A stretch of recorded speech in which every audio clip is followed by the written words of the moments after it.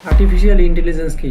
এটি কিভাবে কাজ করে? আপনার আশেপাশে এআই কিভাবে কাজ করছে জানেন? আপনি যখন গুগলে কিছু সার্চ করেন, ফেসবুকে স্ক্রল করেন বা গেম খেলেন, সব জায়গায় এআই কাজ করছে। কিন্তু এটি কিভাবে কাজ করে? আজকের ভিডিওতে আমরা এআই সম্পর্কে জানবো। আসসালামু আলাইকুম everyone, welcome to Tech by Years channel. আমি আবু সালের হৃদয় আছি আপনাদের সাথে। আর্টিফিশিয়াল ইন্টেলিজেন্স যা হলো একটি কৃত্রিম বুদ্ধিমত্তা, যা এক ধরনের কম্পিউটার প্রযুক্তি যা মানুষের মতন চিন্তা করতে পারে, সিদ্ধান্ত নিতে পারে এবং শেখার ক্ষমতা রাখে। এটা মূলত ডেটা বিশ্লেষণ, অ্যালগোরিদম এবং মেশিন লার্নিং এর মাধ্যমে কাজ করে। সহজ ভাষায় বলতে গেলে এআই হলো এমন একটি প্রযুক্তি যা কম্পিউটারকে মানুষের মতন চিন্তা করতে শেখায়। এআই কিভাবে কাজ করে? এআই কাজ করার জন্য তিনটি প্রধান উপাদান ব্যবহার করে। ডেটা, বিশাল পরিমাণ তথ্য সংগ্রহ ও বিশ্লেষণ করে।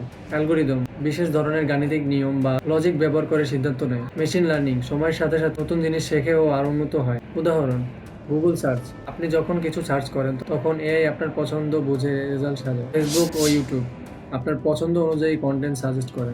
চ্যাটবট ও ভয়েস অ্যাসিস্ট্যান্ট যেমন চ্যাট জিপিটি, অ্যালেক্সা, সিরি এরা মানুষের প্রশ্নের উত্তর দিতে পারে।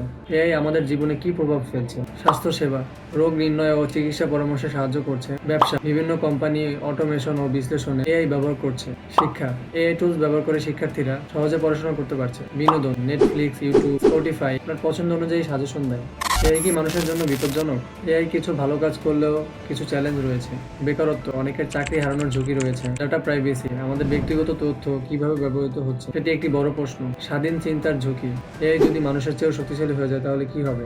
এই চ্যালেঞ্জগুলোকে মোকাবিলা করতে এআই ব্যবহারকারীদের সতর্ক হতে হবে এবং নীতিমালা মেনে চলতে হবে। আর্টিফিশিয়াল ইন্টেলিজেন্স এক অবিশ্বাস্য প্রযুক্তি যা ভবিষ্যতে আমাদের জীবন আরো বদলে দিবে।